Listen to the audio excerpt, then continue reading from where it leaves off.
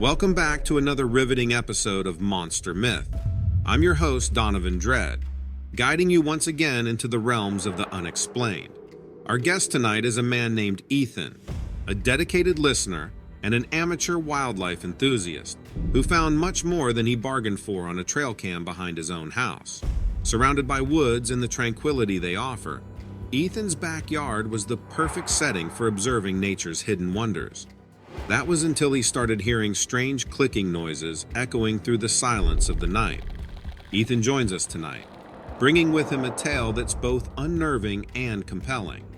The creature he captured isn't your everyday wildlife. Known among enthusiasts of the unexplained as a crawler, this creature is described as being between 4 to 7 feet tall, with a pallid, gaunt appearance that is eerily humanoid. Its method of movement is the source of its name, crawling with a nimble speed that chills the blood. Its face is dominated by large, inky black eyes, a gaping mouth, and a conspicuous lack of a nose.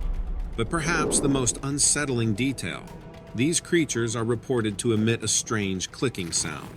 Tonight, Ethan's going to share with us his extraordinary experience, the strange events leading up to the encounter, and the captivating evidence he caught on his trail cam.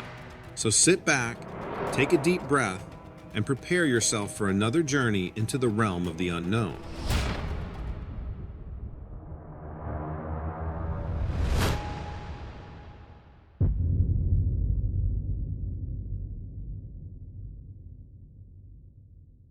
Ethan, welcome to Monster Myth. We're eager to hear your story. Your experience definitely has us on the edge of our seats. I can assure you you're not the only one trying to make sense of this. Before we get further into that remarkable trail cam footage and the strange noises, let's give our listeners a better sense of who you are. Please share with us where you're from, how long you've been living at your current residence. Give us a bit of your background. What's your day-to-day like?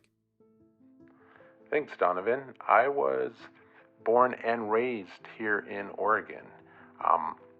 I've lived in this house for about 7 years now. Used to live in the city, and I work in the city. I'm an auto mechanic during the day.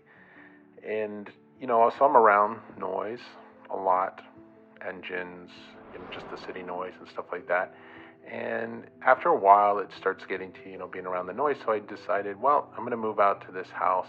It's at the edge of the Deschutes National Forest. It's super quiet. I've got some neighbors around me, but nobody real close. But it's very peaceful. It's a great place to be, to kind of escape the week, on the weekends.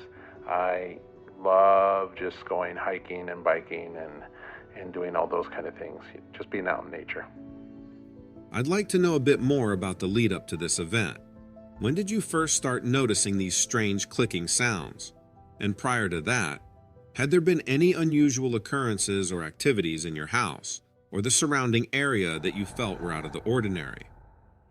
Well, like I said, I've lived in this house for 7 years now, and the first time, or my first encounter with this, happened about 5 years after I started living there.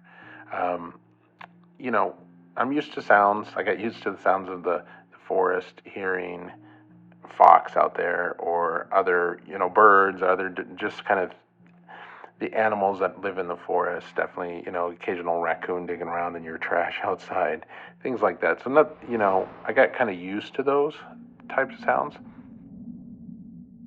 I don't know, I heard some kind of strange clicking sound one night, and my neighbor's dog, my neighbor doesn't live too far away from me, but just far enough, but my neighbor's dog was going crazy, and that sort of kind of sent up a red flag for me, because I usually don't hear the dog going crazy, but for some reason there was just something off-putting about the sound. I started hearing it out there, kind of a weird clicking sound. I don't even know how to describe it. I thought, maybe this is some sort of animal noise, new animal noise I'm not aware of. Animals make weird sounds during mating season and things like that, so you just never know. And of course, living in the city for so long, I am just not aware of all the sounds that come from a forest. So this was something really weird. It kept happening on and off for a month or two. And it just, it just kind of heightened, and it sounded like it was getting closer. And I would occasionally go outside, walk around in the dark with the flashlight, kind of looking. Maybe I would see something, kind of startle it, and it would take off or whatever. That was my thinking. And whenever I would go outside, though, it got really quiet, and the noise stopped. So, you go back inside, you settle in, you're watching something, and then or you're just sitting there at the kitchen table, windows open or whatever, and you hear it again outside, and it's like kind of close, like kind of eerie close. So I was thinking, okay, I need to figure out how to see what's going on out there, and I had read about trail cams, and I was thinking, maybe I'll get one of those. I'll just buy kind of like a cheap trail cam or whatever, and I can set it up outside and let it go and see if it captures anything. So I got a trail cam, I put it on a tripod and kind of set it up underneath this tree out in my backyard, and thinking, well, I'll catch deer or whatever it is out there. I'm sure there's something out there that'll set my mind at ease once I see it, and I'll kind of have a laugh, not spooking myself out here. But that's when, of course, everything kind of changed after I set up that trail cam. The unknown can be both intriguing and unnerving, especially when it's happening in your own backyard. So, after you set up this trail cam, how long did it take before you captured something on film? Can you describe that moment when you first saw the footage? What you thought and felt when you realized what you'd captured wasn't a fox or a raccoon? Yeah, it definitely wasn't a fox or a raccoon, I'll tell you that. I think at first, when I was watching the footage, I thought, maybe it's like a sick animal or something, because there's wasn't like furry. It actually looked like it was missing hair. It looked very almost like it was more like just skin than anything, real kind of gaunt and skeletal. I guess that's the best way to say it. But it was skinny and weird and a little misshapen. The shape of the head didn't kind of fit with anything else I had seen animal-wise, like something like a dog, or like it didn't have like a snout or anything like that. So that's what made me think this is something else entirely. So that's when I really just kind of started digging in and watching the footage over and over and thinking, I got something weird or unique here. I need to figure out what this is. That must have been a shocking realization, Ethan. There's a big difference between an unidentified noise in the night and seeing an unexplainable creature in your own backyard. It's a lot to process. So, after this moment, what did you do? Did you try to capture more footage, or did you attempt to contact someone about what you'd seen? Did the behaviors of this creature change after it appeared on camera? Well, I actually sat on the footage for a little while. You see something like this, and you're trying to process it, and you just kind of keep going over it in your head. You hear stories about people who've seen strange things, creatures or otherworldly type of things, and you listen to their stories, and you kind of think, what would I do if that happened to me? You don't ever think it's going to, or at least I didn't. And then when it does, you just stop. I mean, I froze. I wasn't even really sure who I would talk to about this. I mean, I have, some close friends, thinking, maybe I could talk to one of them. I mean, I definitely didn't think I could go to like the police. What are they gonna do? Probably besides like shoot me away. So I thought, maybe I'll put the trail cam out again.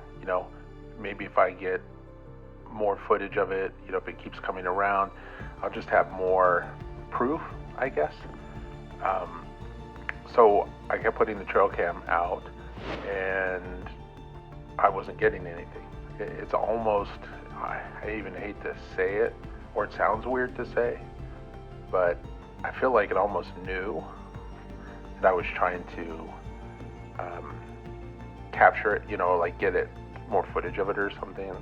I know that sounds strange to say, but I got nothing. I mean, I just got trees and bushes and stuff for months, and but I did hear the sound, and I did hear it close to my house, and then it was away, and then I would hear like the sound again, but in a different area of my yard, almost like an echo of the sound, or almost like, maybe two of them, which would be really, really creepy to think about. But yeah, I don't know. I just kind of sat on it for a while, and I thought, I got to talk to somebody. So who am I going to talk to? That's definitely an eerie thought. The notion of such a creature knowing it's being watched, or worse, there being more than one, that's got to be a bit unnerving, Ethan. Living with the constant reminder that you're not alone in these woods. After all, our homes are supposed to be our safe havens. I can't help but wonder, have you taken any additional security measures since this started happening? I installed some motion detector lights and even installed one motion detector alarm. But, you kind of find out that that's mostly triggered by something human size or, weight or something like that. Have there been instances where the alarms were triggered? And if so, what followed? The only time that I experienced something was the lights kept going on. So I just sort of ran outside real quick to see if I could catch anything, But nothing really. It just could have been another, could have been a deer, fox, whatever, just sensing something. Even a cat could have tripped it. So I wasn't really getting much from that. Okay, Ethan, it's the moment we all have been waiting for. Let's get to the trail cam footage. I'm going to play this for the audience, and I want you to walk us through what is happening. Well, if you see, it looks like it's sort of camouflaged in the trees there, and then you can see the large black dots or eyes, and then it looks like it's sort of its mouth's moving or something, almost like maybe that's what's making the noises or doing something strange, but it then takes off really quick, like something scared it, but that I just kept watching that over and over again, thinking, what am I watching? You can see how gaunt it is, how, like I said before, like it has no hair. It's just weird looking, and it moves really fast, which, I guess most animals probably do move fast or whatever, but that's the part that kind of threw me off too, was just the speed of which it took off. But yeah, that's the footage. Wow, Ethan, that was pretty intense. Thanks for sharing that with us. I think everyone listening will agree when I say that your story is one that sticks with us. A chilling reminder of the strange and unknown creatures that may exist just beyond our sight. The intelligence you ascribe to this creature adds an extra layer of unease and intrigue, and the trail cam footage is just shocking. Despite the fear and uncertainty, I want to commend your courage in facing this situation head on and taking steps to protect your home. And of course, sharing this account with us so we can continue to piece together the puzzle of what these creatures might be. Thank you, Donovan. I really appreciate you having me on the show and listening to my story. I know it's if there's other people out there who have this same kind of situation happen to them, that it can be, rather frightening to talk about. Obviously afraid of any ridicule or anything that you may get, but it's actually a bit of a relief to talk about it to someone who's, open-minded, because not everybody is so open-minded to these types of things. So I do appreciate it. Thank you again. It's clear from your story and countless others that there is so much more to our world than what meets the eye. There are mysteries lurking in the woods, mysteries that we, through Monster Myth, are dedicated to exploring. As we conclude today's episode, I want to remind everyone listening to stay safe, stay curious, and keep an open mind. We may not have all the answers, but every story, every piece of evidence, brings us a step closer to understanding. Thank you, Ethan, for joining us today and sharing your experiences. To our listeners at home or wherever you may be, thank you for tuning in to another episode of Monster Myth. We'll be back with more stories that dwell on the edge of our understanding. Until then, this is Donovan signing off. Good night, everyone.